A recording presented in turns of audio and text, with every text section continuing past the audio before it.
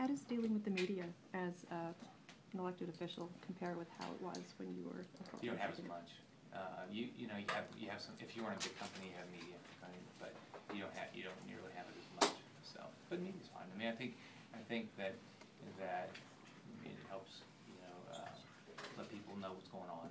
So, I think it's fine. Winchell, do you think you've been on the national conversation? You weigh in on a lot of federal issues, and I think we get the impression that you think there's more wrong with the federal government than the state government. How effective has this position been for you, or useful in influencing that national conversation? I really don't think about it that way.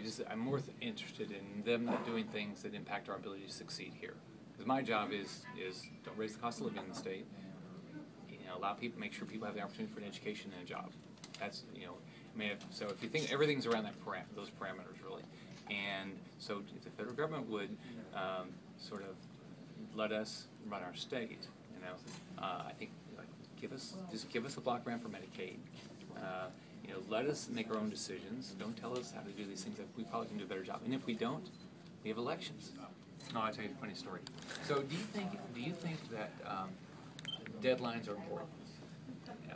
I'll tell you how I figured it out. So I buy this donut shop for $7,500, and the guy says the franchisor, who was a little heavy, I guess the donuts didn't bother him. So but anyway, he said, I said I want sales to go up. He said, well, pass out 1,000 coupons. Donuts didn't cost $1.49 a dozen, and pass a 50-cent discount. Right, and you'll get a 20 to 30% return. So I personally walked to 1,000 homes and passed out these 50-cent off coupons. I got 2% back. So I called the guy and he says, "Did you put a deadline?" I said, "No." I said, "You didn't tell me to put a deadline." And so I did, and then I got 30% of them back. And I did all that in the first 30 days, and we tripled revenues in 30 days. Ask you, how well do you think you still relate to people with low incomes? How well do you think you remember that one life at this So point? when I was practicing law in Dallas, and so we were doing better with them. I remember because ultimately, when you're always subject to whatever business you're in, and that business was your client. It's always up to you, right?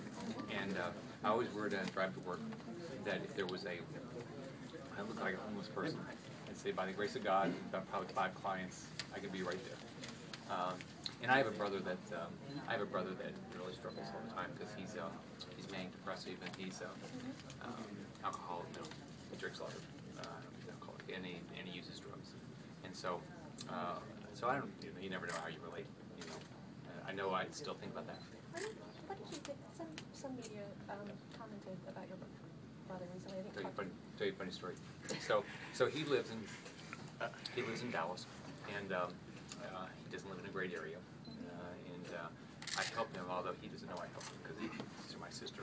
So he lives a little bit better than what he could afford. But so some reporter calls him, and so he tells my sister and my mom that this reporter came by, but I didn't talk to her. So then an article came out that he talked to him. So I called him and I said, "Raj," I said, "good job." He said, "What?" I said, "Well, you talked to that reporter." He said, "How did you know?" Because he doesn't have a computer. He's never owned a computer, and so he had no idea that I would ever know that some reporter in Dallas, that he had talked to. I don't think it's appropriate, but it's where we live in, so there's nothing you do about it. And I'm not. I love my brother, and I wish he'd figured his life out. But